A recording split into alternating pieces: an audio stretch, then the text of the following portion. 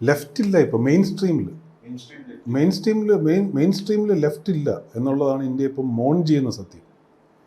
Main സ്ട്രീമിൽ ഒരു anti right എന്ന് തോന്നിക്കുന്ന ഒരു പ്രസൻസ് ഉണ്ട്, പക്ഷെ അതെല്ലാം ഒരു സെക്ടേറിയൻ പ്രസൻസസ് ആണ്. അതിൽ ലെഫ്റ്റ് എന്ന് പറയുന്ന സാധനം ആബ്സെൻ്റ് ആണ്. ഇതിനകത്ത് റൈറ്റ് വിങ് ടെൻഡൻസീസ് കാണിക്കുന്ന മെയിൻ സ്ട്രീം ലെഫ്റ്റ് ഇന്ത്യയിലുള്ളൂ. അവരുടെ ഏരിയയിൽ അവർ റൈറ്റ് വിങ് ടെൻഡൻസീസ് കാണിക്കുന്നവരാണ്.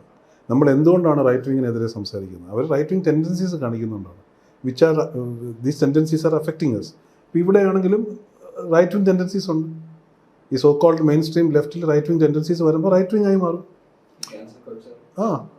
എല്ലാം ഉണ്ട്.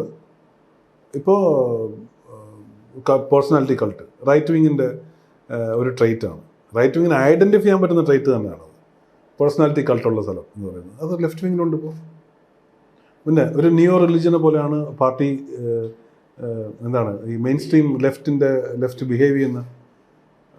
അപ്പോൾ ഒരു ഡെമോക്രസി എന്ന് പറയുമ്പോൾ അതിന് രണ്ട് കാഡർ പാർട്ടീസാണ് സെൻട്രലിലും സ്റ്റേറ്റിലും ഭരിക്കുന്നത്. ഇപ്പോൾ കാഡർ പാർട്ടീസ് ഭരിക്കുമ്പോൾ then you don't know what is going to happen.